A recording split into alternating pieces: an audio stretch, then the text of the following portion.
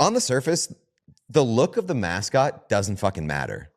The lore of the mascot doesn't really fucking matter. What ultimately matters is the behavior of the mascot. Fair. Yeah. That's the only thing that ever matters with a mascot. We got a new friend, and this is very important for this show because welcome to the world, Tusky, the Utah Mammoth, have unveiled their new mascot. And you see the pictures there. This is what I saw first. This is what I saw before the actual unveiling. I simply saw these renderings. If you're watching on YouTube, and make sure you are subscribed there, like this video if you're watching on YouTube. I saw those images and I thought, all right, guess we're going to have a talk about this. Saw the mentions, getting all sorts of tags. And then I saw how they unveiled Tusky. Sean, hit me with the video, please.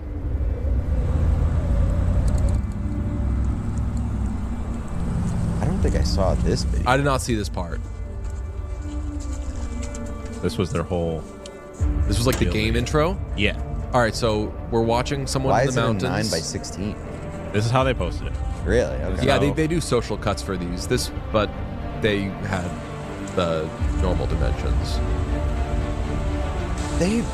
All right, so what I'll say about the Utah Mammoth, just to precede this unveiling, they make everything so fucking dramatic, unnecessarily. Not mad at that. I mean, great production value here. I mean, it is pretty sick that they have this kind of nature in their backyard to even do something like this. True, yeah. And I take guess advantage of it. establishing the lore of the mascot is solid. But like, they also had a hype video for their goal horn, which we'll get to later. All right, so we're seeing someone break into glass. Into ice. Very kind of Vegas coded. All right, so here's what's important. Here's the good stuff. So it's him breaking out of ice. Like this is pretty cool. That's Pretty 100 out of 100. Yeah, It's pretty cool. Yeah. It's the best. It's pretty electric. So once I saw that, I was like, okay, I'm in. Am I confused by the yarmulke? Yeah, I'm confused by the yarmulke. Like, does he look like cotton candy? Completely looks like cotton candy. He does look like a cotton candy elephant. I'm in. Yes, I'm in Tusky too. rocks. I saw those pictures and I was like, I'm going to be big out. And then I saw the video and was like, oh, obviously I'm in. I like that he has a fluid nose, trunk, I guess. It kind of weighs around a little bit. But I'm not a huge fan of the blue mohawk, the royal blue mohawk. It's not one of their colors. Otherwise, that part's very confusing to me. The rest of it, I wasn't a fan of like the very black beady eyes. Oh, okay. He's Bring got it back like up. dead eyes. It's kind of weird. Oh, I like that even more. I guess it matches the jersey, but here's the thing. On the surface, the look of the mascot doesn't fucking matter. The lore of the mascot doesn't really fucking matter. What ultimately matters is the behavior of the mascot. Fair. Yeah. That's the only thing that ever matters with a mascot. Correct. Because think about Gritty. When Gritty was unveiled, everybody was like, what the hell is this? And like to a certain point, to a certain extent, people laughed at it and loved that it was so ugly and horrifying. And that certainly exists with mascots. But what really makes Gritty the best mascot in hockey is the crazy shit that Gritty does. Okay, and a big part of this, for us especially when we're talking about like what do we think about this guy or gal, Tusky, I almost called him Tulsky, Tusky is replacing Bear, the Jazz mascot they had standing in as a Utah then hockey club mascot last year. And look at the shit that Bear was doing. This is video that we took at a Utah hockey club game. Bear is going up with like the most robust toilet paper gun we've ever seen in our lives, just going nuts, doing clapping, was standing with the military. Remember that? Yep. Salute, just like all sorts of things being ridiculous. So we were in love with Bear off that. If you behave like that, you are a great mascot. Aesthetically, as I said, there's some confusion. And I feel that Tusky looks like too much like a guy. I don't like the body is what throws throws me me off off. immediately. it maybe needs some A of the little wide gritty, hips. like wide hip sort of thing. Because the Give him head those is so birthing hips. massive. It needs a little more to it. Plus, we're talking about a mammoth here. What is a mammoth? Woolly. But Big. also extinct. Oh. How do you rectify being extinct? Breeding. Give him those birthing hips. Mm. Give Yeah. Tusky Do we those know if birthing he hips. has, because we've seen in the past some mascots when they go tarps off, they've got like the 8-pack. I don't want my fucking elephant mascot to have a 6-pack. What are we doing here? So here's what We we got do. an update from the chat, by the way. Important update from Clubbers. The blue mohawk is apparently a nod to SLC Punk, Okay, well, which is pretty cool. Oh. I don't have a problem with the mohawk. I have a problem with the fact that the mohawk is royal blue. Yeah, but it's the SLC Punk. The main character's hair is blue. Oh, I didn't know. Matthew Lillard, shout I out didn't know what Matthew. SLC Punk was. Okay. Yeah, my problem with the mohawk is not so much that it's blue, But it's that it doesn't go all the way back. That too. It kind of stops at the top, which why DJ said it looks like a yarmulke. Yeah. Matthew Lillard does not have a mohawk in SLC Punk. He doesn't. He has blue hair. He has but blue hair, and his buddy has a mohawk. A So- mohawk. Combine the two. I'm Some- okay with that being the Yeah, if it's a reference to something, I don't have a problem I'm with cool that. with it being a reference to something, but again, like dead on, it looks like, and again, like I want more mascots wearing yarmulkes, but like dead on, it looks like the mascot's wearing a yarmulke, Yeah, which kinda. was not their intention. If it was their intention, then yeah, I'm supporting it 1,000%. It looks like cotton candy having a bar mitzvah. Fair. Yeah. Fine. All right. So what we need to do is we need to pitch the Utah Mammoth on making content with Tusky. And we need to say we've got specific ideas, but we need to really flesh them out. So would we be able to take Tusky out to dinner to discuss these things and fatten up Tusky? We need to change Tusky's body. So can we Let's hit swig. do some dirty sodas? Yeah, exactly. We went to a Mexican place that we really liked out there. And just like, hey, don't be modest, Tusky. Come on, Pyle. Looks like you're enjoying that Mexican Coke. Let's get him a couple of more. It's important to point out that mammoths are herbivores, so not getting a lot of protein. It's straight like grass fed. Yeah, but Well, we're like bringing them back from extinction, so maybe we can like re-engineer them to be True. Carnivores. That's kind of terrifying. it's got some Jurassic It's a little Park to it. scary. Yeah. It's got just a little Jurassic Park to it. But yeah, early returns on this? I gotta see undetermined, like incomplete. Yeah. Got to see what his behavior is, but I'm also open to the idea of Tusky being the good cop to Bear's bad cop. Oh, if If they keep them both in rotation. that's the big and thing. Have a little Utah sports synergy where they have like this relationship, and Bear's the crazy asshole wild card, and Tusky is more of the good cop. I'd be okay with that. Do we know if Bear could still be in the mix? I mean, I don't know. I'm curious if it's the same man. Ooh. All right, I don't know if this is true, but Devin in the chat, we're going to take we're reporters now again. Devin in the chat says, Tusky sprayed a Flames fan out of the arena with a fire hydrant last night. I don't know if that's true, but if Tusky, if you did such a thing, that's what I'm talking about. Nice. Flames fan, fire hydrant. I see what you're going for, and I like it a lot, but we will keep an eye on Tusky.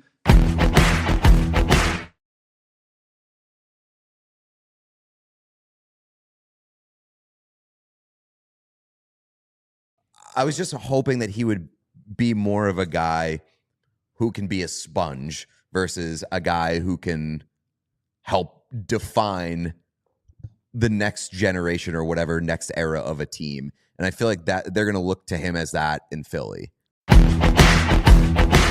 Okay, Sean, do you have a trade for us? Yes, I do. Trevor Zegras was traded Trevor Zegras was traded. to the Philadelphia Flyers. For Ryan Poehling, the 45th overall pick this year, and Originally- a 4th round pick next year. It's originally Columbus's pick, the 45th overall. That was the big move that we were hearing about from the Columbus Blue Jackets. They said Blue Jackets going to make a big splash this summer, and it's their pick. Early responses from everyone on Twitter are that the Ducks got fucking fleeced. That is a very small Underwhelming. package for Trevor Zegras. It is, but also like, what is Trevor I was Zegras gonna at say, this point in all-time low value for Trevor And Zegras. right, this is low value for him, and I would say this every time Taylor Hall got traded. What would I say, Pete? Do you remember? You would say teams don't like him as much as the general public does. Exactly. Teams don't like him as much as you do. And how many times did we need to see that That being with our said, guy Taylor Hall? who Teams likes don't like Trevor Zegras as much as you do. What were you going to say? But the general public doesn't like him? I don't think the general public is really high on Trevor Zegras right now. I mean, apparently I don't think he's worth giving up on, but there's reason why Trevor Zegras is not commanding a lot. And there's reason why the Ducks are trading Trevor Zegras in the first place. Yes.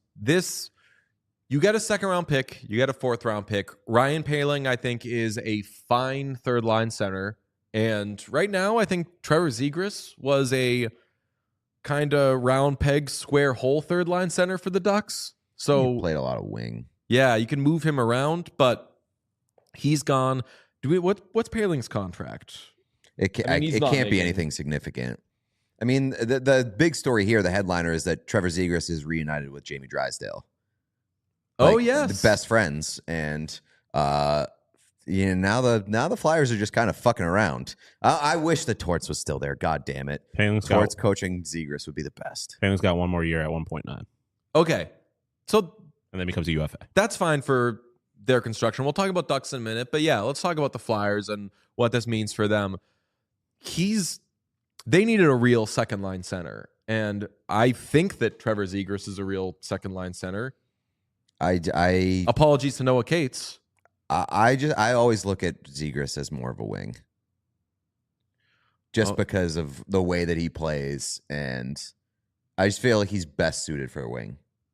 So, yeah, I was thinking of teams that should have wanted him, and I thought about the Bruins, and I was like, too much uncertainty there with the Bruins. I wanted the Red Wings to go after him, but there's just no way the guy who gave away Jake Wallman is going to take Trevor Zegras. A lot of teams could have used this guy, and Flyers make sense roster-wise, but what are you trying to do next year, Flyers? Like, is he helping you?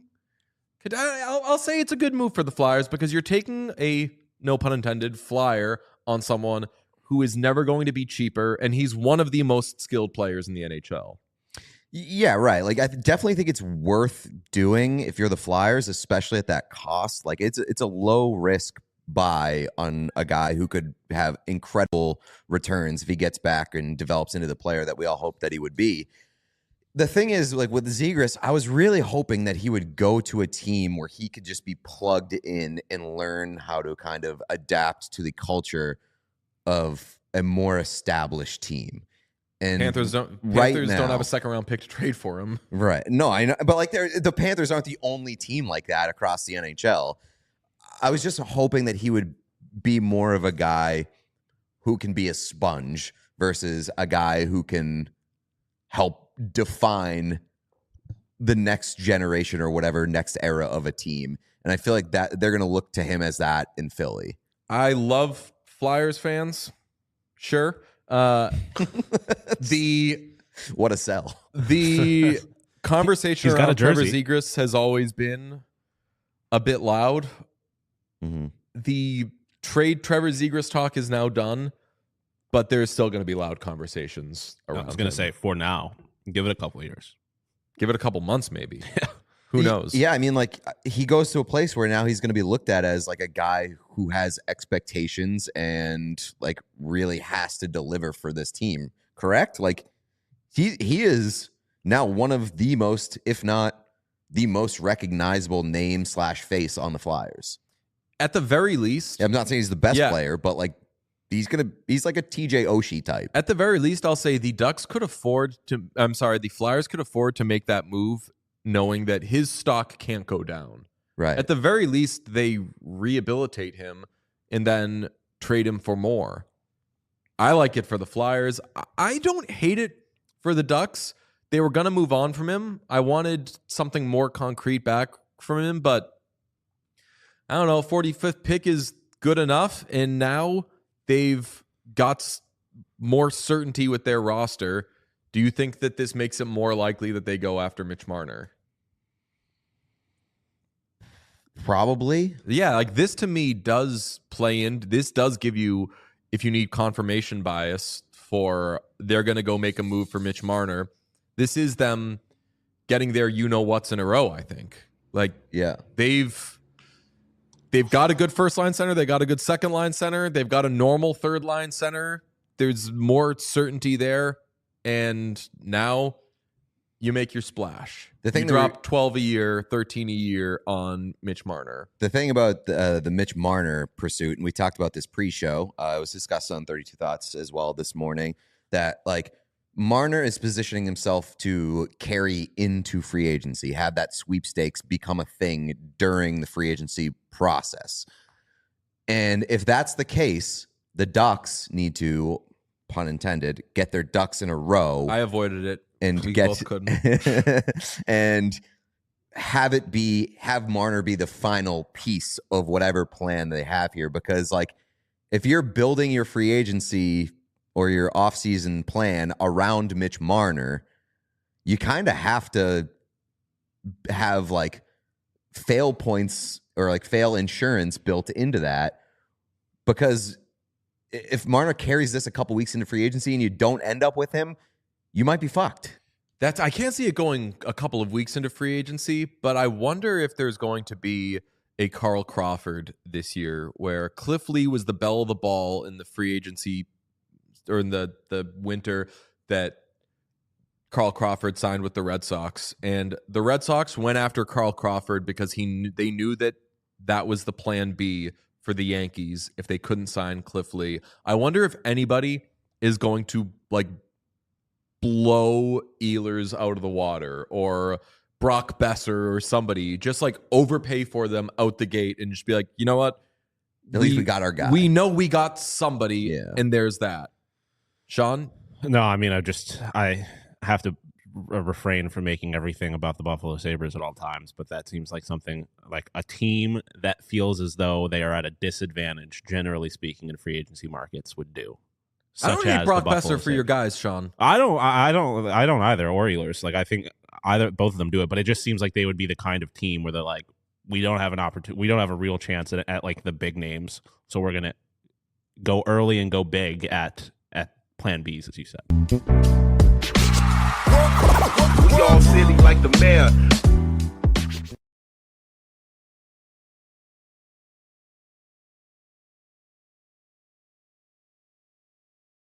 It is pretty cool to witness, and knowing what I know from when we were horrible in the decade of darkness, I just am happy for all those fans. They deserve it. Long-time NHL defenseman, Oilers defenseman, Panthers defenseman even, and most importantly, a fellow Oil man, Ryan Whitney. What's up, Whit? What's going on, guys? How are you? Can you hear me? Yes. Oh, yeah. Unbelievable. How you feeling? I'm feeling phenomenal. What a great morning. Just seeing that happen again, winning the Western Conference again, moving on, having home ice. Besides the Hyman injury, it's just been a dream playoff. It's been incredible to watch, entertaining. I know you're happy, so thanks for having me. Yeah, so you're a Decade of Darkness guy. What does this feel like? I know that like Nuge was getting asked after Game 4, like, hey, does this ever get old? The idea that Ryan Nugent-Hopkins could be asked, does anything positive ever get old, shocks me that like they've gotten to this point. So for you who was there in the trenches, to see them now be, I know that you often refer to them as a wagon, does it shock you, or did you think that with a little elbow grease this could happen? I mean, it certainly shocked me after the first two games in the first round this year. I mean, I thought they were done. I just think back to when I was there, and it was miserable. I mean, great guys, like awesome fans, but just losing that much.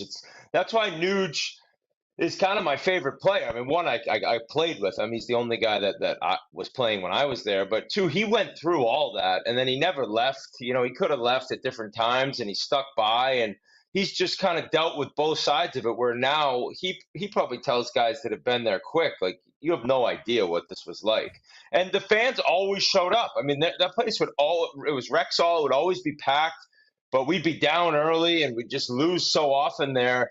But based on the support and based on how much it meant to all those fans, we all kind of said how great it would be if you were on a good team there. And Sean Horkoff, a good friend of mine, he had been there for the run to the finals against Carolina, and Hemsky, same thing. Like, you don't even understand what this city's like when the team's on a playoff run, and just getting to witness it last year when I went up to the finals, and it's just incredible to see. Like, and obviously, if you have that many first overall picks, you would think that this would happen. It didn't go. It didn't go as happen as quickly as everyone had hoped. But the fact that it's now finally here, it is pretty cool to witness. And knowing what I know from when we were horrible and the decade of darkness, I just am happy for all those fans. They deserve it. So on that, and we're all from Boston. You were there after Game 4 last year, walking around Edmonton after Game 4 when they were down 3-1 in the Stanley Cup Final. I swear to God,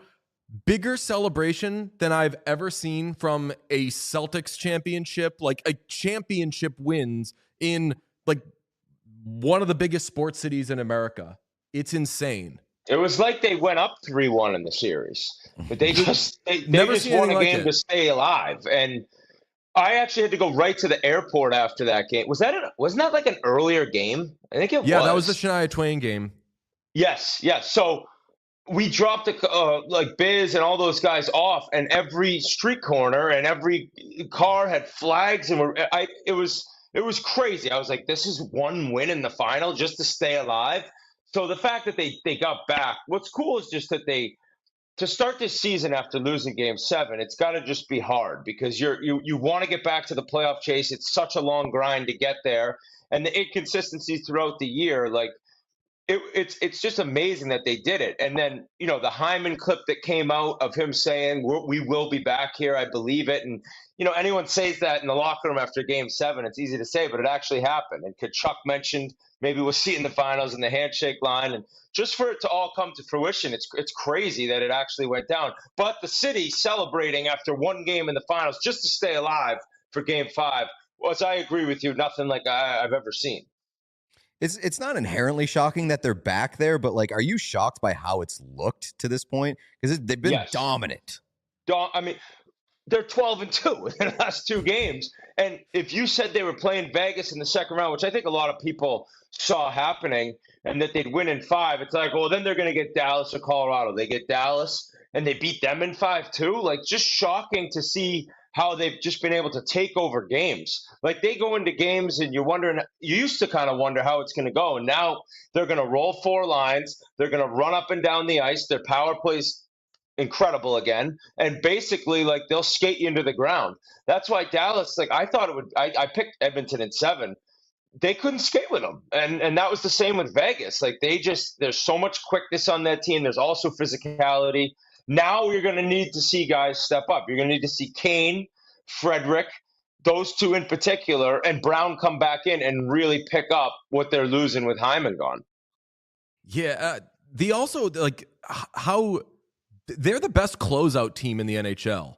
Like, better than the Panthers, who it's weird to say because Panthers won the Stanley Cup last year, but under Knobloch, the only time they didn't eliminate a team on the first try was Game 7 against the Panthers last year. Like, the Bob Stauffer always has the stat after these games. I think that they're now like 18 or 19-2 in games 4 through 7 of series. But the biggest one to me is the most recent thing, which is the last 3 third periods, they've allowed 12 shots on goal. I think it was like the final 17 minutes last night. Dallas didn't even have a shot against. And Pete was saying earlier in the show, there are some of these things that you say like, boy, like Dallas really fucked up this series, or yeah, but like, then did Vegas fuck up last series too? Or are they just so dominant, especially late in games, that other teams can't handle it? It's the last thing I would have expected from this team, especially without Ekholm for all but one game. Yeah, I agree. On the flip side too, if they're down, I feel like nobody's better. Like, because they're 6-on-5 is like almost better than a power play because they just get one more weapon out there. So when they're down a goal late, I'm pretty confident they're going to tie it up. Obviously, Game 7 against Florida didn't work out that way. Yeah, the closeout aspect of their team is wild. They all just end up buying. They've all bought in, right? Like, I'll say about Florida and Edmonton, every single guy knows their role. And then when you see like Draisaitl playing with Podkolzin, right? Like that. And Kapanen, like, who would have ever said, all right, the Oilers are going to the finals and Leon's going to be playing with 2 fourth-liners. Like, the whole season and the whole playoff, no one would believe anything if you told them prior. a Pickard's going to come in after Skinner's horrendous, win 6 games in a row, get injured, then Skinner's going to come back in and look like Brodeur. It's just nothing really makes sense. I think Knobloch's an incredible coach. I have to think it's a little luck because every move he makes ends up working out. Like, obviously, great coach, but there's got to be some sort of luck. And I don't know what would be the word I'm looking like. Kind of a magic season happening. Now, if they go on to lose, it's all for nothing, and you can't continue to say that. If they win the cup, though, everyone should be able to admit that it was like angels in the outfield, like a higher power watching over this Oils team, because they had no business coming back in the first round. Without Jim Hiller, they might be done. It might be over. And instead, we get Hiller with the worst coaches challenge ever. We get DeBoer with maybe the worst goalie pull I've ever seen last night. 2-0. 2 goals is nothing in the NHL. 7 minutes into the game. Just crazy things have happened with this team. And I would say that them closing out games like you brought up to start this is probably one of the wilder ones, because I don't think anyone saw that coming without Ekholm. With that being said, do you have any idea of what to expect in the Stanley Cup final? Because I feel like we're all just wasting our time even thinking about projecting what this series might look like. I disagree in a way that I think you could just pencil it into Game 7. But what's it going to look like getting there is nobody knows. Exactly. Well, put it this way. If a team goes up 3-0 again, I don't think we'll see that again, because that's just so rare that they were able to force the Game 7 last year. You're right, though. Yeah, I have no idea. I know that Edmonton has to split at home, minimum, right? That's without saying. After that, yeah, I don't know. Can Barkov shut down McDavid? I mean, he did early in the series last year, and then games 4 and 5, McDavid went crazy. Game 6, he didn't even really need to. Yeah, I agree. I really have no idea, but I think it's going 7 again. And I also think with the team of Magic thing, Gretzky, Crosby, McDavid, like they all go together, and then he has the chance to win his first cup exactly as they both did. There has to be something there. Or at least I'm hoping there's something there that'll see him get his first, just as the other 2 legends that he's been compared to got their first. Okay, last thing I want to discuss with really all of you, and this is something that's been looming for a few days, and I didn't want to bring it up because it gives me weird feelings, but I think we have to address that we are now on a 2nd straight year of McDavid, Conn Smythe, no matter what, and if they lose the fucking Stanley Cup, and Connor McDavid wins 2 Conn Smythes and has no cups, I will lose my mind. But Connor McDavid... They can't do that. They can't even... the league couldn't. They can't. They have to be we have to give it to somebody else. He may go out on the ice this time and smash the trophy. You can't give it to him again. I don't even think I would actually say he wouldn't want it. Yeah, I think he definitely wouldn't. But Sean, do you have the Conn Smythe guys I threw at you? So... McDavid has, I believe, 9 more points than any Panther, and I will remind you that the Panthers have played more games than the Oilers, and say it's Barkov. There's 4 Oilers who have played fewer games than him with more points than him. The only, if Bob has a good final and they win, okay, it's Bob. Yeah. But, God fucking forbid we get a repeat of last year. And I agree with you. I didn't think about that just optics-wise, the voters have to be told, do not vote Connor McDavid because he's going to light the fucking thing on fire and, hurt somebody. But I think that we are on watch for that, though. Yeah, I mean, the 2 options are he stands you up for a 2nd straight year, and that's pretty bad optics for the league, or he comes out and you, 1, get the most miserable photo with the Conn Smythe of all time, or he smashes the trophy. None of those are good options for the league. There. He would never. I think Bob, if they win, will get it. I mean, unless it's a complete shootout. But there's no way that's how this series will go. I mean, watch it happen now. But as I talked about Florida on our stream last night, everyone's they're just such badasses. They're savages, no doubt. They run around. Bennett's gonna bump into Skinner. He's probably gonna do something dirty. Marchand's gonna be a rat. But I am way more scared of Bob than any aspect of the toughness, character, team effort that Florida puts forth, that everyone talks about makes them so special. It's just Bob. because the Oilers, they can, I mean, Vegas plays hard, right? Like LA was a hard team to deal with. They're not the Panthers. I'm not saying that. But if Bob goes crazy and then there's nothing you can do. Like there's moments and times in his career where he gets in these like what is it? Just zone of you can't score on him. And he's also a battler. He competes. Like some goalies are softer, maybe dive a little. He's an animal in net, kind of just like the Panthers. So basically, I'm just petrified of Bob standing on his head. And then it's like no matter how good the Oilers play, you just can't beat that guy sometimes. What I will say though, game one last year, like they could have got out to a 1-0 series lead last year. Crazy. But knock on wood, he has more kind of random ebbs and flows where I think that we can calculate with, say, Stuart Skinner early in the series, get to him then, because as the series goes on, you're not going to be able to do it. Bob has these stretches, and like I think back to 2019 where first round and first couple of games of the second round, it's like no one will ever score a goal on this guy. And then it comes down. And like last year, like he got hotter and then he cooled off. Like he runs hot and cold.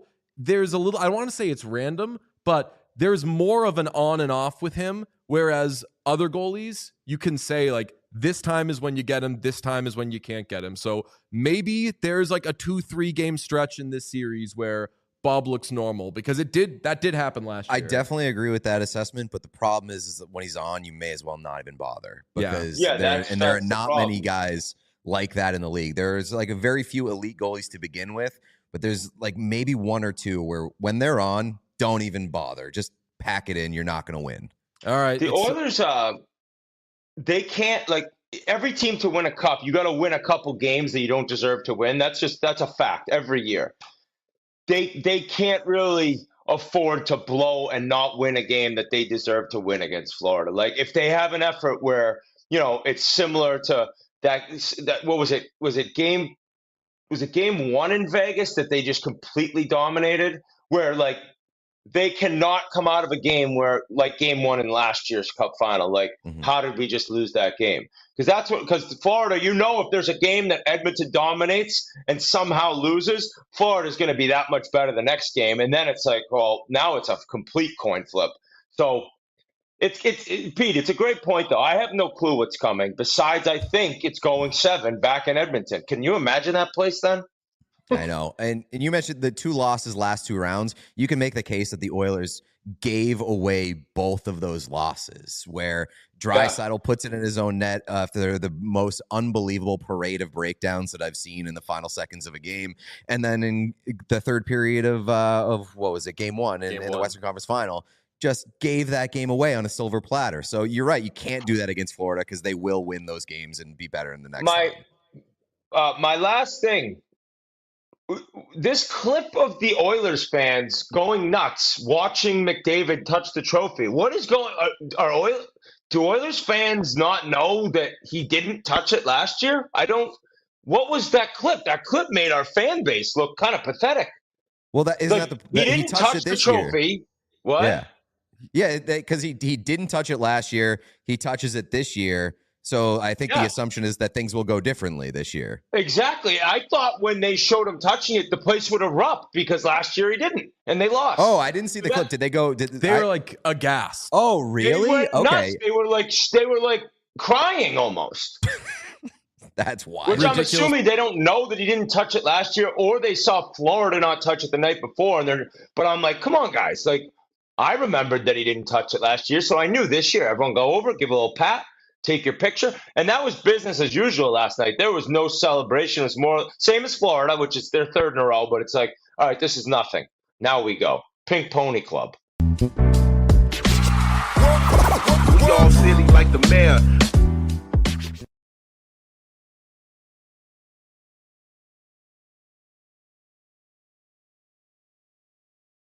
Definitely, yeah. Like the back checking to back shots ratio is crazy. There's not a lot of back checking. The show Heated Rivalry, which is an adaptation of the book by the same name, has hit HBO, Crave TV, wherever you might get it. The first 2 episodes are out on HBO Go, HBO Max, whatever it's called these days. And we're going to talk about it. We're going to talk about it throughout its run. If you don't know what it is, it's a show about two professional hockey players who begin an affair. They fall for each other, or do they? We've had this discussion before. I don't think the affair thing applies here. Oh yeah, Pete has a weird definition of it. Pete thinks that all affairs have to be extramarital affairs. No, Yes. Would well, no, yes. I think that there has to be a marriage for it to be considered an affair. A love affair, we just have different definitions, and I hate to be the guy that says your definition is wrong, but I understand why. It's my when you spiritual think, definition. the definition, according to Oxford Language, is a sexual relationship between two people, one or both of whom are married to or are in a long-term relationship with someone else. Objection. Here we go. Wait, is that an extramarital affair or a love affair? Just affair, according to Oxford Languages. This is, I feel like somebody has to be married. No, a romantic or sexual relationship between two people, especially one that is outside marriage. That is from the Oxford Dictionary.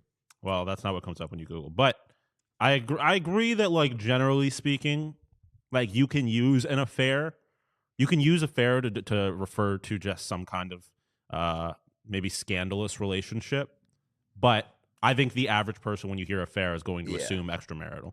Yes, Yeah. I agree with that. I agree with that. This isn't scandalous, is what I would say. I mean, Oh, it's scandalous, but eh, I mean, if you found It's out not Sidney Crosby and scandal. Alex Ovechkin were fucking, that'd be scandalous. why would it be scandalous? Well, one, because one of them's Russian, so there's scandal in that inherently, which they reference in the show. I guess. And also, it's like, I mean, again, the Russian guy has like a girlfriend.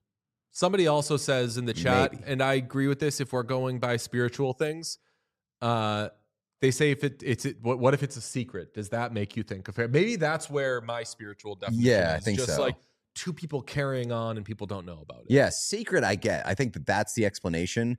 But like secret and scandal aren't necessarily synonyms in my book. No, yeah, I would agree. Yeah. Okay, anyway, you have these two players, Shane Hollander and Ilya Rozanov, who play for the Montreal Metros and Boston Raiders. Raiders. Are the Ramblers one of the ECHL teams? It's the Gamblers. Gamblers. Yeah. Ooh, I The would. Ramblers are also, that's a team somewhere. Anyway, these two players are the two best players in their draft, and they meet each other and they begin having Smoking cigarettes. Only one of them. One of them smokes cigarettes. The other one says, don't smoke those cigarettes. I thought they were sharing a cigarette in the opening scene. No, Oh, 'cause he's no the way. Russian smoking, and he comes up being like, I don't think you're supposed to smoke here, and then he just keeps smoking anyways. And then later on, he yells at him because he smoked a cigarette, and he's like, I can smell the cigarettes, and he's like, I just had one. That's right. One of them. So yeah, one of them is a very kind of clean cut, good Canadian boy. It's Sidney Crosby. And the other one is a just don't give a fuck. People question his attitude, his work ethic thing, which I think this show does a good job of having this, like, this Russian player has all of this shit thrown onto them before they even enter the league, where they're like, this Ilya Rozanov is very good, but we have to ask, does he try? And it's like, just because he's Russian. Yeah. Which is something that Russian players do. Well, deal not with. just because it's Russian, because his dad also was like, this guy doesn't fucking try. He's a piece of shit. Yeah, he says in like a pre-draft interview, he's like, my son is lazy. I Yeah. feel like it is hitting all of the Russian stereotypes Yeah. for hockey. Yeah, for sure. It was Outside of like- yeah. Asshole parent, like like criticisms about his effort level, very cocky, and it's just hitting all of these stereotypes Yeah. that have been run over and over and over again in hockey. But I like that in this show, it's the Russian player who is far more careless when it comes to the what if we get found out? What if, I mean, obviously you would, as we've seen in the NHL with Pride stuff, like there's more of a track record of Russian players being like, I'm afraid to align myself with this thing for how my country will view it, sort of thing. So I like that in this show, it's the Russian player who's like, who fucking cares, man? And the other one's like, what if people find out about this? When they're stateside. Because, I mean, he didn't want Shane to even talk to him when they were in Russia. Fair. Which- Sean, you are emerging as by far the best heated rivalry analyst of the three of us, which hurts my feelings because I've been waiting for this show forever. But so far, you're like 9 for 9. Yeah, I mean, I guess I paid attention. I caught the details. Okay, let's just kind of set the table on what this show is. I think that there was a faction of hockey fans who looked at this show and was like, it's just going to be a bunch of sex with just like a couple of hockey moments thrown in there. And I thought that that was really annoying, and I thought it was lame and borderline problematic that people thought that. I would like to apologize to those people because you are completely correct. This show is sex on sex on sex on sex. I'll note, I'm not mad. It's like a smut show, and my girlfriend she says she's like watched these kind of romance shows. Yeah. And 5 minutes into it, she was like, oh no, like this is holding up its end of the bargain for what it said it was going to be in the genre in which it was presenting itself. Definitely, yeah. Like the back checking to back shots ratio is crazy. There's not a lot of back checking. I do love how like unapologetic it is, and what I assume is a very true to the source material adaptation, because there is no Trojan horsing at all in terms of this. If you are watching the show, there's no way you can be tricked into like thinking that this is something else before the smut begins. There are Trojans though, because famously Shane pulled true. out a whole sleeve of condoms. I fucking love that too. Yeah. Two young guys just fucking like throwing caution to the wind in their relationship, but also being like, hey, like, let's be safe here. Well, I mean, it was Shane's Setting a first. good- It was Shane's first time. So Oh, true. I don't know. Rosenov didn't necessarily seem like he was asking where the condoms were. That is accurate. Once again, Sean shooting 100. Very good. Yes, one of my notes was I call this show Shane Hollander because it busted its load real quick. It is within 15 minutes. They're jorking it. So what did I write down? Dicks are in mouths 20 minutes in. Yep. This show does two things, Shocked it took that especially in long. the first episode. It gives you the lovin', Yeah. and it jumps ahead in time. Yeah. Every other scene is yams being shown, or it's saying 3 months later, 10 years later. Yams grade, strongest A possible. Trying to not objectify. There are certain yams. Well, maybe they shouldn't be cheeked up every other scene. I don't think and those we're are doing the unbelievable yams. Yeah, I mean, Unbelievable. Oh yeah, I mean, I don't have a damn bad thing to say about the yams. Like we might have BBL accusations in chat based off of how good those yams are. I did ask my girlfriend about like, hey, can we get a implant possibility grade here? I mean, it literally looks like the fake ass from Tom Cruise in Edge of Tomorrow. don't know the reference, but I believe that it's Edge obviously- of Tomorrow. Like it is the fakest ass you've ever seen, but like that's what it looked like on Rosenov. Especially good yams on that one. yeah. Right, and I was gonna say, like, if we are objectifying these guys now, like, they both play hockey players very well. They both look believably as though they're careful about what they put in their bodies, diet wise, and everything. Like, they both have great bodies. Yeah. But yeah, there's a yam situation going on. I mean, that is, but No wonder they released it it is on a Thanksgiving. hockey player thing, though, for them to. I don't know about the yams specifically, but famously, hockey players are beefy below the waist, so I guess it tracks. Hockey butt is a real thing, Yeah. 100%. Okay, the issue that I had with episode 1 is that there felt like there were no stakes because they just got right into it. It didn't feel like there was build up, and there did not seem like there was a believable rivalry there. That part I agree with. You know? It very much feels like there's nothing going on other than the sex and like the bridge to the next sex. Which I will say, to be fair, like I think they do a good job Throw yourself up, Sean. at showing that like it's really like the outside that's creating the rivalry. Like they don't have beef with each other and never really have. I guess they kind of did when they were like in juniors or whatever, but like it's all the other players being like your boy Rosenov. you hate this guy, don't you? Because which I feel like makes sense. Like I know like with Sid and Ovi, there was like a little bit of an actual rivalry between them. But like a lot of that, or like with Celebrini and Bedard, like that's just like a kind of a media like ecosystem kind of manufactured thing as opposed to them like actually hating each other. I feel like if we're like holding this up to like good TV show standards, there is a lot of telling instead of showing in terms of like the characters and what we're supposed to believe about their relationship other than what they are showing us, but which is just straight up sex. To be fair, I don't think anyone is judging smut books by good book standards. Right, but that's what I'm saying. Like, I think though we had this conversation about hadn't considered this being something more than a smut show until it was picked up by HBO, which given HBO's sort of reputation as a like I don't want to say prestige TV, but like good TV. Yeah, for sure. If you're watching the first couple episodes of this show, I'm a little disappointed as to how little there is going on outside of the sex. See, there's where I push back because it saved itself for me in the second episode with one moment, and it's Shane on the elevator starting to text, "We didn't even kiss." And there, I said, stakes. Fun fact. There's fucking stakes here now. So I saw that actually. I saw that on Reddit, and people were really happy with how that was adapted from the book.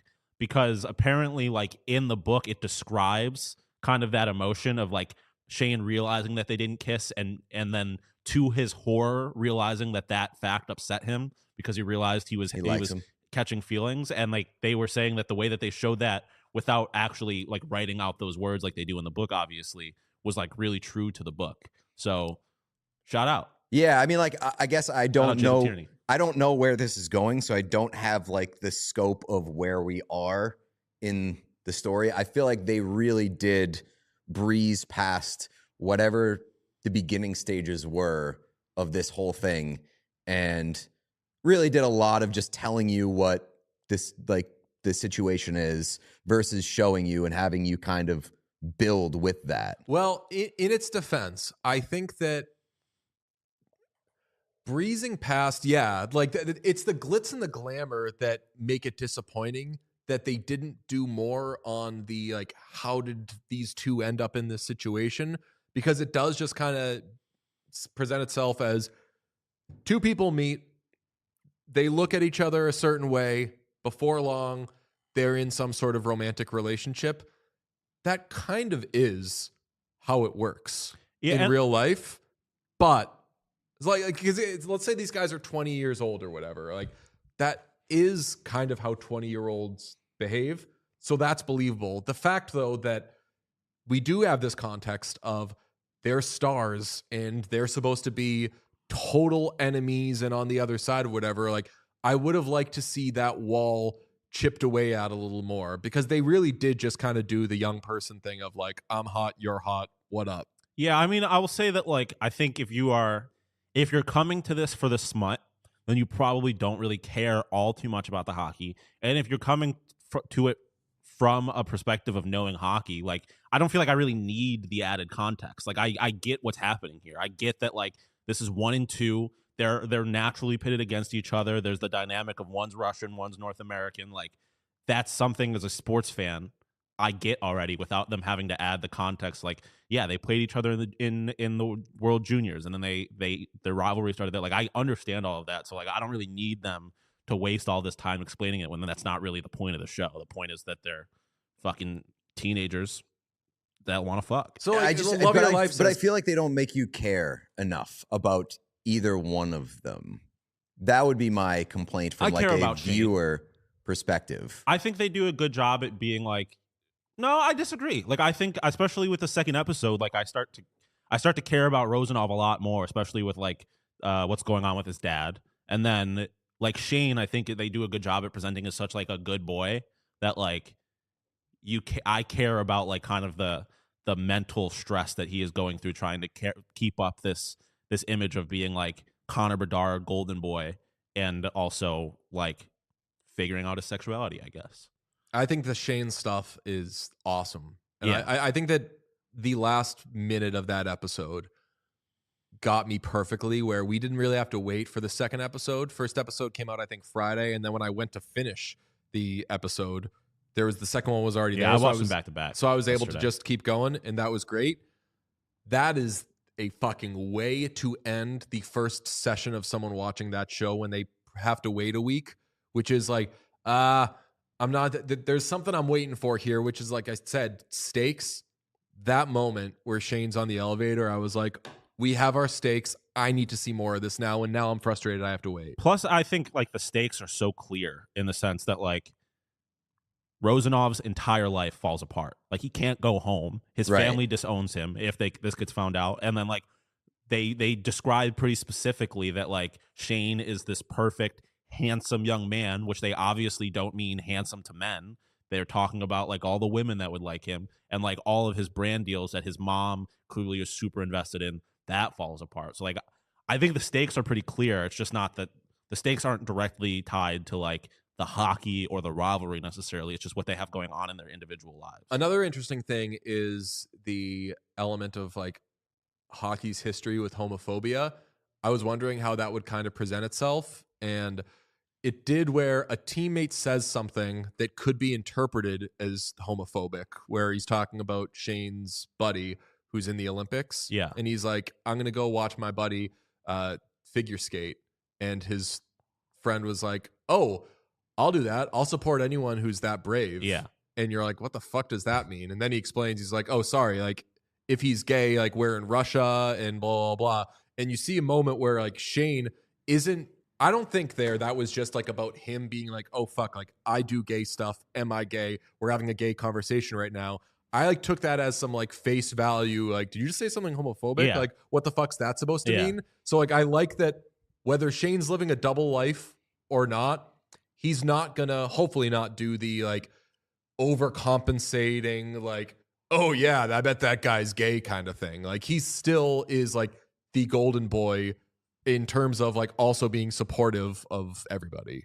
Yeah. I'm curious to see how that part of it plays out, because I think I saw an interview with Jacob Tierney and the two actors before, and they were talking about their doubles, and they're like, Tierney basically said that there's a lot to be said about hockey culture, but like ultimately once they bring you in and consider you part of the family, like they'll do anything for you. So I'm curious, kind of, obviously this isn't his, like he didn't write the book, so there's only so much he can do with kind of how he deploys like the hockey culture part of it. But I'm interested to see if it turns into like there is a problem with them in the context of the rest of hockey, if they get figured out at some point, or if it is like you're one of us, it doesn't really matter kind of like. I'm just interested to see how that like the hockey culture part of it plays out. But that's part of the reason why I'm a little bit disappointed in the first couple of episodes, because I feel like that hasn't been really like fleshed out. And I'm assuming that I hope that it's coming, where like you're getting more into, especially with it happening in the like 2008 is when this thing starts.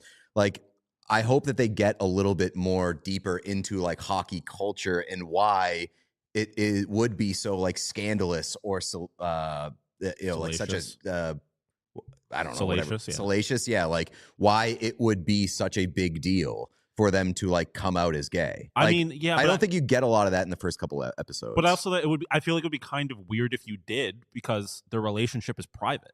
So it would be weird if like hockey players were just constantly talking about gay shit, and there was like no real reason for it, because they don't know that Shane's gay. Yeah, but I'm saying, but like there's not a lot of casual homophobia either in the first couple of episodes. I agree, but I also like, I don't know, maybe I'm being a little hopeful or like unrealistic, but like as problematic as hockey culture can be, I feel like guys aren't just like throwing around F-slurs in the locker room. Like I feel like generally speaking, it's not going to be like the most blatantly like obviously there's instances of it, but like I don't think that they would just be doing like constantly blatantly homophobic stuff. Yeah, and there's enough guys in the NHL right now who would like kick some fucking ass if they heard the wrong thing said. Yeah. You know what I'm saying? Yeah. So like assuming there was one of those per room, which I believe there is. Yeah. Then I mean, far be it from us to say like, okay, ready for a gay player? Like, I'm not going to sit here. But perfect. Yeah. I do think that there's enough guys in the league now who like would have like zero fucking tolerance. Yeah, and again, like It's tolerance for homophobia. Yeah, and like as the chat's kind of getting to is like I think ultimately, and what I said earlier, like the stakes for them are not so much in the context of hockey, but it's what they have going on in their personal lives. So like, like as somebody mentioned, like Rosanov's brother calls him the F slur at one point in Russian. Like, Yeah, no, like that exists. I would say Yeah. more like hockey culture. yeah, but I wise. I think more the point of their characters is the stakes within their personal lives, and not necessarily like within the locker room. Like I think that's kind of a secondary or even like tertiary, Yeah, tertiary. like kind of point to the story that's being told. I'll tell you what. The teammate who invites Shane over for dinner, Yeah. no way that guy is gonna fucking stand for people being homophobic, right? Why you say that? Because that guy's like the most like boring, friendly neighbor guy in the world. That guy's not going to be doing some homophobic Big shit. wife guy. You just Big saw wife his the guy. guy that was like the American. The like- guy that's like, my wife wants to have you over for dinner, bird food only. I don't even remember. Not that. Scott Hunter. I don't even remember that part. Yeah, there's one I where love he's Scott Hunter. Chat says that Scott Hunter is coming up more in the coming episodes. All right. And they say that when I said I'm so looking forward to the next episode, they said based on the book, we're getting some great stuff. All right. Yeah. There's a lot of talk about like the stuff that we are wanting more of. Yeah, is that's the other coming. thing. We've only seen 2 episodes of what is otherwise like a full book. So I do have. I have a complaint. Yep, give me. There is far too much usage of the last names during sex. Oh no, They're I calling like each that, other their last names. I like That's that he calls him Hollander. That's I mean, that's weird. very Bye, like Hollander. It's weird. it works at least early on for the Rosanov character. I feel like because he's very dominant and it's very like For him, I think it makes it sense. kind of removed. But like even as it goes along, like Hollander starts calling him Rosie, Yeah. That, which like but like they kind of start endearing. off like saying like full on government last names. Yeah. And that's a little weird. yeah, I think a that little bit. nicknames in sex is weirder than No. last name in sex. No, because no. Like because, hockey nickname in sex? Well, hockey nickname and I would be. It's different because like I don't know. It's kind of different because it's 2 guys because it is normal. Like throughout high school, every guy only knew me as DePaz. So like there's probably a lot of guys I went to high school that don't even really know my first name. So like it's different because that's kind of how they know each other. But like okay. I definitely disagree. Like I would much rather be called anything other than my last name by. but Chad is saying this, by the way, that this is a plot point. Like it is reflective of where they Exactly. are in Right, their like, relationship I was with one the- another. the- That yeah, makes because sense eventually he then. starts calling him Rosie, which is like much more endearing. Next Okay, thing I was okay. going to say is Rosanov calling Shane Hollander and just only calling him Hollander just so much further underscores that he's keeping him close physically, but like still Yes. absolutely has him at arm's length. Exactly. Like he's whether it's performative or not, like it is it's clearly like it's an example of who he is as a person and where he is at. But like, yeah, I think it will develop. I Okay, need so to this say- is maybe just a like me not giving the show enough credit in terms of like the Yeah, I think you gotta where give it we a little are, time. because I don't have like Yeah. the full scope I mean, of that where makes we're sense. going. So it's good to know. I want to point out that the chat is very active. Everybody is participating, which means everyone who watches our show live has watched this show. Except That for the is person who amazing. asked. Except for the person who asked, "How do I watch this show?" HBO Max if you're in the United States, Crave if you're in Canada, and HBO if you're also in Australia. Okay, great job, great conversation, especially you, Sean. Pete and I, we got work to do, but I think that Sean is really carrying the day. I'll put myself last. Sean 1, Pete 2, me 3. We'll do. give yourself some credit. I don't We'll think you, do like power rankings for heated rivalry analysts each week. Sean, you're starting off great. Thank you. Now let's go through some fun notes. I like that they're both in each other's phones as women, Mhm. and when they begin, because obviously, if you're trying to hide a gay relationship, it would stand to reason. You put the other person, but they only do it for the first text. One of them sends, "Hey Jane, see you in a couple of weeks. XOXO Lily." I know they don't. I would love if they kept that up, where they keep texting each other as a girl- woman yeah. and then say that they're a woman as well in it. So in That's trying right. to hide a gay relationship, they have an on the record gay relationship. Yeah, I that's did like, not well, register. there is a point later on where Ilya is like, "What's a girl supposed to do with a night in Montreal or whatever?" I also love specifically that Rosie puts himself in the phone as Lily, because Lily and Ilya, like it works. Oh, Yeah. damn! It's You're what's fucking that? kicking An our anagram? ass. Yeah, I guess. Yeah. Close? No, there's no A. Yeah, it's not Oh, yeah. specific, but like That's right. it just Just a pseudonym. they work together well. Okay. Oh, okay. There's a podcast in this show. Yeah, what the called fuck? Man in the Crease, and we don't do this to other hockey podcasts. That podcast fucking sucks. Sucks. It is so lame. Is Man in the Crease an intentional choice? Gotta be. Just There's asking. no way in a smut book that it's not. Assuming that was in the It smut book seems like specifically. everything else has been thought out pretty well, and There's every absolutely point that I've no tried to way. raise, chat's been like, "That was an intentional choice. That was an intentional plot point." Yeah, there has been a lot of like, shut up. That's what it meant to do. yeah. Yeah, Coffee Seahorse says they're in a lesbian relationship. I did right. forget about the dick pic jump scare. Yeah. And Which I Shane got jump scared by it too. hate to get really analytical here. Rosie's lying about his size. Well, yeah, because then he goes on to talk about 9 inches. I'm like, Yeah. brother, we just saw We it. just saw it. We just saw it. It's like you might be What do you fooling. call- You might be fooling Hollander, And who's, also- who's new at this game. You're not fooling me. Hollander's That's not also 9 from inches. yeah. Yeah, he's Is measuring it in cold over centimeters. there? Measuring in centimeters. Um, That was another complaint that I had. Can we discuss the most upsetting part of this show for me? They go to the Olympics and they play in the Olympics. And when I saw it said the Olympics and that Canada was going to play and that Russia was going to play, I got something baked into my brain and I was so excited for it. I said, Shootout. if the Canada jerseys in heated Oh. rivalry are better than the Canada jerseys for the Olympics in real life, I will be so fucking happy. I can't wait to AB it on the show and we can compare. And that would be like 10 hours of What Chaos content. But unfortunately, they did not show Canada playing. So we do not know what the jerseys look like. I thought they did. Yeah, they showed the jersey. They showed the In the jerseys. Olympics? Yeah. Yeah, I'm pretty sure. Yeah. I would have to go scrub to find it, but Yeah, and like, they are better. Oh, I mean, the guarantee bar if is they're the anything, floor. they'd The be bar better. is the floor. Yeah. I'll try and find it. Can but- we see that? If you can find it, that would be absolutely amazing. Yeah, Uh, they do show it, and I'm pretty sure they are better. I mean, they absolutely have to be better. How do we feel about the MLH logo, Major League Hockey? It's ridiculous. I thought a lot of the branding stuff looked very. Should have hired better people to put together realistic branding. The Raiders jerseys put all their are money into trash. They put a Boston Bruins jersey or logo on a Blackhawks away jersey. It's Like crazy. what is? I don't know what's going on. Just there mixing in a little red out of nowhere. for no reason. Okay, no, so they showed like World Juniors or whatever that's supposed to be. Is that what it saw was? Well, that. they did, Okay. but I'm pretty sure they went on to show the Olympics. But Interesting. I know that Shane was wearing a really cool Canada fleece.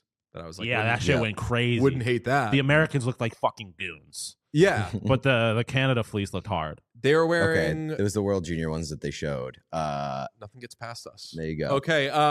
Continuity error. Before Boston wins the cup, Ilya, in a very bad speech, I must say. I know his Bad teammate was speech. like, good speech. Bad speech. Bad speech. Agreed. But he gives a bad speech, and a lot of it is that he says, fuck San Francisco. I want to win this here in Boston in front of our fans. They win that game, and the scoreboard shows that San Francisco is the home team. Because they're the bottom team. Yeah. Maybe it's just broadcasting error. Oh, you could put it on them. Yeah. Yeah. Also, San Francisco as a team. Maybe that was a shot. Maybe that was a Congratulations. shot at Nesson. Oh. Even though they wouldn't be they wouldn't be showing Well, it's a the shot at final. ESPN. Maybe. I'm going to note that a lot of the show centers around league awards. You see that Shane Hollander wins Rookie of the Year, and then Ilya Rozanov the next year wins whatever the MVP would be. And I am just so fucking mad because they could have hired Matt Friend to host the MLH Awards and do the same exact thing. And that would have been lore on fucking lore. I would have loved that so much. That would have been incredible. I wish they did that. I also wish that they just included Nathan McKinnon to be like, how does Ilya Rozanov's MVP campaign affect Nathan McKinnon's Hart candidacy? Did you notice the All-Star Game team names? No. Tate McRae? All-Star Game team. Well, it was North America versus world, was it not? Team North America versus Team Europe. Fucking love that. Wow, fuck the rest of the world. There's only 2 continents, baby. Yeah, that's true. But yeah, they did Team North America and Team Europe. And I was like, I know there was some discussion of like, what will they take from real life for this? I love them taking Team North America and Team Europe. Do we think, we haven't asked this question, do we think that Major League Hockey exists in a world with the National Hockey League? Or is it just the National Hockey League's replacement in this world? The National Hockey League. Yeah, because so? you can't call something the Cup. And they like, is there there's no way there's a secondary league, and that's the league that's sending players to the Olympics. Fair. I did notice that the Montreal Metros jerseys has the same issue that the Canadiens breakaway jerseys have, which is the stripes are too strong. That if you do thin letters on top, there's like a speed bump on the numbers. Those jerseys look like ass. You're really in on this now. Yeah. Really in the weeds here. Oh, yeah. I am like deep in the weeds on both of these uniforms. And have we discussed yet? I know we did off the show, but the Boston jersey is so bad. Yeah. Oh, yeah. It's It's horrific. terrible. Yeah, we were just talking about it because they look like they're on a they look like they put a Bruins jersey on a Blackhawks. Right. Bruins logo on a Blackhawks jersey. Very, very bad jerseys. But so far, I'm in on this show. I did not after episode 1, I was worried that after episode 2, I'd be out and these conversations would feel like a chore. No. The last 10 seconds clicked everything into place for me, and I am in. Yeah, I'm definitely in. I'm definitely on board. It's right now, I would say it leans more towards like porn than a TV show. But I hope that changes. It's a smut show. Yeah. I think it is exactly what I expected it to be. If you enjoyed this video, please subscribe to What Chaos here on YouTube. You will get everything, daily episodes, player interviews, and so much more. It's all here on the What Chaos YouTube. Hit subscribe. We've been waiting for like 2 years for them to make a change at goaltender, and it ultimately leads to this. Like, you couldn't do better than this. The Oilers made a goalie trade. It is Stuart Skinner, Brett Kulak, and a 2029 second-round pick to the Pittsburgh Penguins for Tristan Jarry and Samuel, it better be Marie-Philippe Poulin. That is the trade. What the fuck is Stan Bowman thinking? Pete, you'll get to talk in like 13 minutes, so I don't know if you want to go for a walk. I think you're going to want to hear this, though. Beginning of the week, we heard and we saw the hug after the Kraken game, I believe, between Calvin Pickard and Stuart Skinner. And Elliot Friedman said on 32 Thoughts, it was because the trade was not going to be, if they got Tristan Jarry, it was not going to be Stuart Skinner for Tristan Jarry. It was going to be Stuart Skinner and Tristan Jarry. They were going to take this goalie on a bad contract who's been rumored to be on the outs in Pittsburgh for a while. Everyone's saying, Kyle Dubas, you got to get rid of this guy. You got to get rid of this contract. People thought, as did we went through a list of the available goalies and said, you pair these guys with Skinner. They don't replace Skinner because they're not good enough for him. I don't know what changed, but not only is it not Jarry and Skinner, it's Skinner and a bunch of shit for Jarry, who I will say he's my goalie, and I will say I never doubted him, but Jesus fucking Christ, Tristan Jarry is 30 years old, has 2 more years after this at a bad number, has never won a playoff series, has worse playoff numbers than Stuart Skinner. It is a lower ceiling acquisition, and you are giving up possibly, not definitely, but you are possibly, maybe even likely giving up the better player in this deal, plus other shit. And now, by the way, because you got a goalie who's making money, you can't now go out and get the UC Saros if he becomes available. Also, did I mention your goaltending tandem is now Calvin Pickard and Tristan Jarry, and you gave up shit to do it. How are you, Pete? I mean, that's a Great way of summarizing it. I mean, twice as expensive. I don't know if you're any better off. And there's just waves of this trade coming in that just hit you over and over again. You're like, we got the news that they traded for Tristan Jarry without any further details. We were like, he profiles as somewhat like Stuart Skinner East. He's Dr. Jekyll, Mr. Hyde, like somewhat high ceiling, super low floor, slow enough that you could have had him for free last year when he was sent to the AHL, put through waivers, and you decided, no, thank you. Now, a year later, you've given up a second-round pick, you've given up Stuart Skinner, you've given up plus, and no retention. The no retention bit that came at the very end of these details, worst part of it all, because I think that you could make some sense that, if you think that Tristan Jarry is a steadier, more proven option other than Stuart Skinner, I would push back against that. But the fact that he's making twice as much money for essentially the same player who is older, this very much feels like you gave up a lot to make a lateral move. Maybe it ends up working out, but if I'm an Oilers fan, I'm pissed because I don't have any better confidence in your goaltending tandem today than you did yesterday, and you've lost a bunch of shit because you've made this lateral move. Because they sent out Brett Kulak in this, they then sent a third-round pick to the Predators for Spencer Stastny, who should be Paul Stastny, and Sam Poulin should be Marie-Philippe Poulin. They now have given up assets and gotten worse at one position, definitely, by going from Brett Kulak, who, say what you will about Brett Kulak, like battle-tested defenseman who in the playoffs, when guys are dropping, you want to have a Brett Kulak that you could either have on a third pair or, worst case, elevate if he's playing well with whether it's Darnell Nurse or whomever. You've now gotten rid of that. And now Alec Regula is now like a very important part of this. The biggest part, though, other than that, yes, you could flip a coin as to who's better between Stuart Skinner and Tristan Jarry. I'm a Stu guy. I also just want reliability, and that's a crazy thing to say after you say you're a Stu guy, but what's more reliable, that Stu Skinner's going to be there or that Tristan Jarry's going to be there? Stu Skinner doesn't have any of the injury woes that Tristan Jarry has had over the years. So locking into this, and not just locking in financially, having moved the assets, you've now taken a roster player off your team in Brett Kulak, a guy who can play every night. You've moved a second-round pick, and you've moved a third-round pick to replace the defenseman that you replaced. So now you got no cap space. You're dollar in, dollar out, as our guy Elliot Friedman likes to say.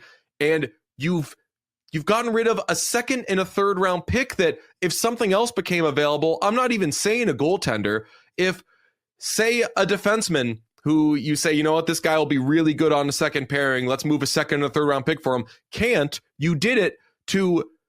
I'm sorry, like I do think that Jarry Pickard is uglier than Skinner Pickard. I don't know why. Maybe it's because Skinner has been better in the playoffs, and at least you have the thing in your head with Skinner, which is like, you never know. Maybe you get to the playoffs and he goes off like he's done for the last 2 years. I don't have that with Tristan Jarry. He's got an .891 save percentage in the postseason, has never won a playoff series, which Skinner has obviously won playoff series. He's got an .893 save percentage in the playoffs, which obviously is not very good either. But I saw a tweet from Ryan Whitney that was like, I guess maybe the positive of this is maybe you could think that Jarry has a higher ceiling.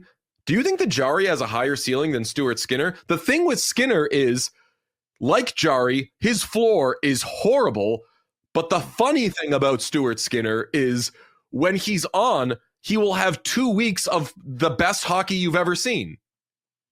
Yeah, I guess the ceiling, though, is that when Jarry's going and good, I think that it can hold a little bit longer than it does oftentimes with Stuart Skinner. So maybe that's the big difference here. I just don't know if I'm willing to make this bet given what it costs. And that's coming from me, who for the past couple of years, especially this past summer, I said you cannot bring this tandem in Edmonton and run it back. It has hit the point of no return where you have to change something. And we have hammered it home over and over again. I would much prefer them to remove Calvin Pickard from the equation and bring somebody else in. And we haven't even seen Connor Ingram and what he could possibly do.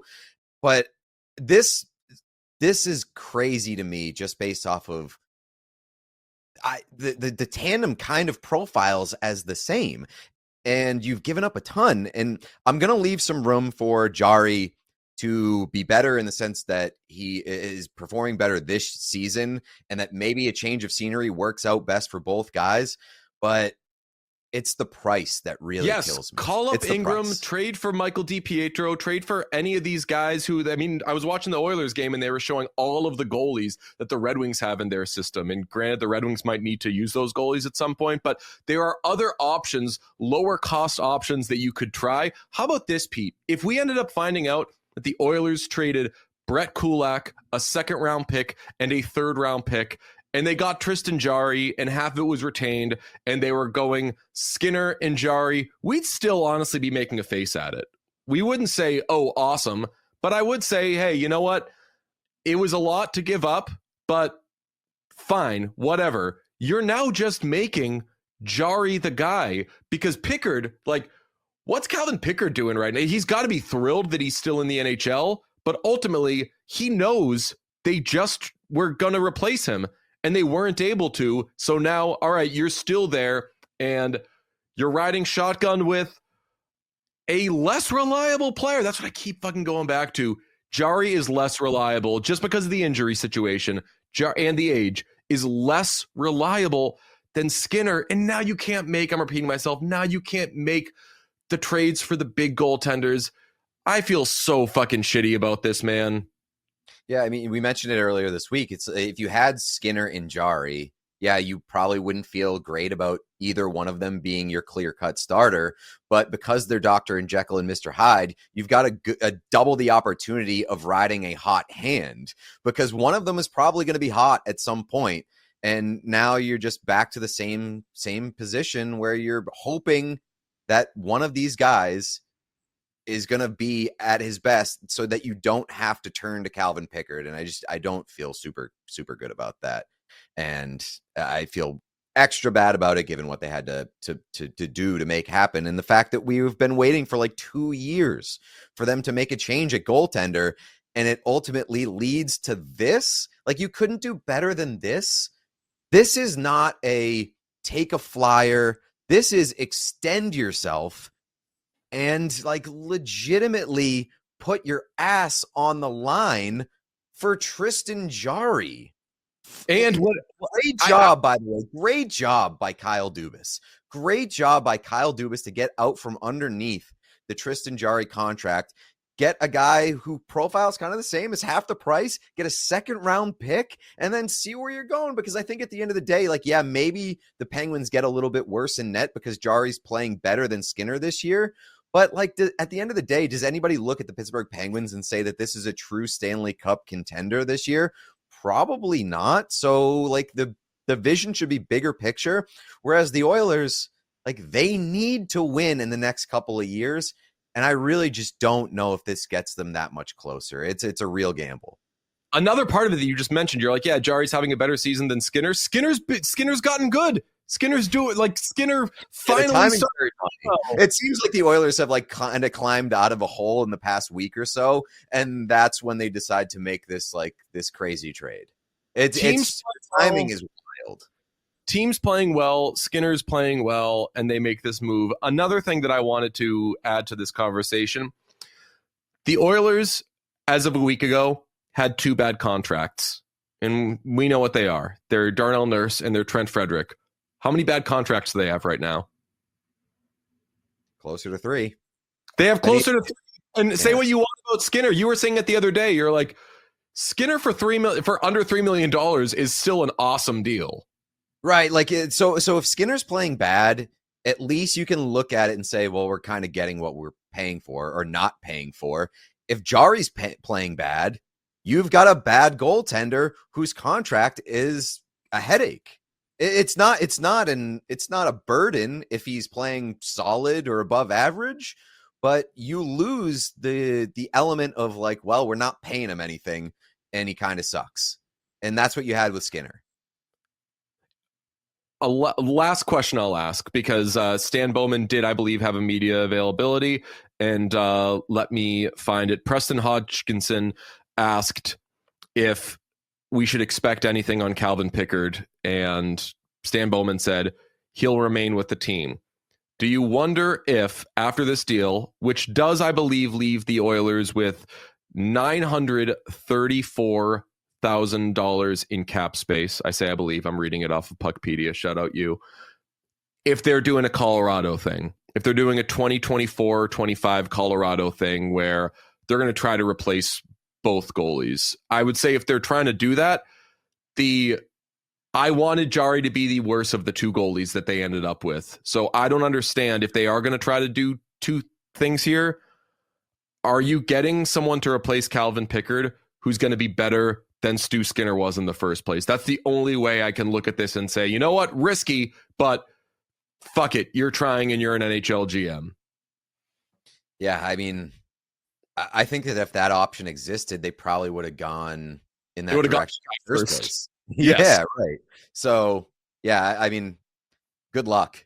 Good luck. I think what we're learning, and what we didn't need to learn this about Stan Bowman because we kind of already knew it, is that he's not very good at making trades when his back is seemingly up against the wall. And when he's trying to make trades out of desperation, his hit rate on those is pretty poor. And this one has a lot of potential to just fall in line and be added to the list of like, why the fuck did he feel the need to make this trade? And instead of like realistically evaluating what he had in front of him, this just very much seems like a desperation move at a time where they didn't need to make this desperation move. Like if you made it a month ago or 3 weeks ago, fine. I would have been like, they need to do something. And I know that these trades don't come together overnight, and they didn't win a game last night and say, all right, well, let's go make this crazy trade. But it's the timing of it all, and the fact that it feels like they went so far beyond where they needed to go to try to make this deal happen it's got my head spinning a little bit. Sean, chime in, babe. I mean, as somebody who's a fan of a team that hasn't had the greatest goalie situation themselves or the greatest GM situation themselves, this is hilarious to me. I don't understand how it got to this point. I don't understand how Calvin Pickard's still there. And it is very funny to me that it seems like they've been making so many moves kind of to like, I guess really just like Knobloch and not sending down Calvin Pickard allegedly to like satisfy the desires of the stars, namely Connor McDavid. And then they trade away the one guy that we consistently hear is like the best person on the team and everybody loves. And now it's like somewhat tongue-in-cheek, but also like, how does this affect Connor McDavid's future with the Edmonton Oilers? A, because they traded away someone they like, but B, because it might be the clearest sign that he's had that Stan Bowman might not be good at his job. Yeah, Sean, we saw a report that they were looking around Alex Lyon. Mm-hmm. Is that going to cost Stuart Skinner and a bunch of shit? Like, just do that. Add his name to the Michael DiPietros, to all of the like mid goalies that were out there. And quite frankly, I'd be way more excited about Alex Lyon this season than I am about Tristan Jarry. And part of it too is like, if Skinner sucks for the remainder of this year and you find out that the goaltending tandem doesn't work, he's also like, he's in the final year of his deal. You can pivot from there. If Jarry sucks and doesn't improve things for the remainder of this year, you've got what, 3 more years? 2 more years of Tristan Jarry at full price after this? Then what do? You're fucked. Like it's so much more incurred risk. What happens when he gets hurt next week and is out for 2 months? And Calvin Pickard is now your guy. You know, like the chances of Calvin Pickard starting game 1 of the playoffs went up considerably with this move. And that's not a good thing. Also, just need to like shout out the whole Stuart Skinner experience in Edmonton. Life isn't like a perfectly painted thing. We all know that, but local guy, they draft him, I think, late 2nd round, early 3rd round, develops into like a really good prospect. They have to throw him to the Wolves because Jack Campbell didn't really end up as expected. He's inconsistent, but he makes an all-star game. He he steamrolls the Dallas Stars 2 years in a row. He has two weird but still good playoff runs. He outplays Sergei Bobrovsky in the 2024 Stanley Cup Final. They lose Game 7, and now they just, after all of this, the good prospect goalie that they had, they end up stapling second and third round picks to him to trade him for a bad old player. Crazy mismanagement. And I know everyone makes it about like, oh, well, it's Stu, he sucks. Like, this could have gone a lot differently. Definitely. Yeah. And I'm buying Stu stock, if we're being honest. Like, I think that Stuart Skinner could be pretty good in Pittsburgh, and especially in a tandem where he's better set up for success. Like, I think that him and Artur Shilovs can be a pretty solid tandem there for the remainder of this year and potentially beyond. Like, we'll see what happens, but I think Pittsburgh has another goaltender coming up, prospect in the wings that may end up taking one of those spots. But I'm not selling on Stu here, and stapling picks and additional stuff to him to dump him seems like a very unceremonious end to what they've been riding out in Edmonton for a couple of years. If Peter DeBoer were still there, I would say, oh my God, Stars, please trade for Stu at the deadline. That would fucking rock. And then there you go. I want Stu to go to a place where Peter DeBoer is the coach, because that guy hates his goaltenders. I think he liked Stu. I think he liked Stu more than he liked Jake Ottinger. All right, if you're watching this on YouTube, please subscribe to us. We do lots of fun hockey stuff. God, I am upset over this, but we should have this out everywhere, and we'll talk to you Monday. If you enjoyed this video, please subscribe to What Chaos here on YouTube. You will get everything, daily episodes, player interviews, and so much more. It's all here on the What Chaos YouTube. Hit subscribe.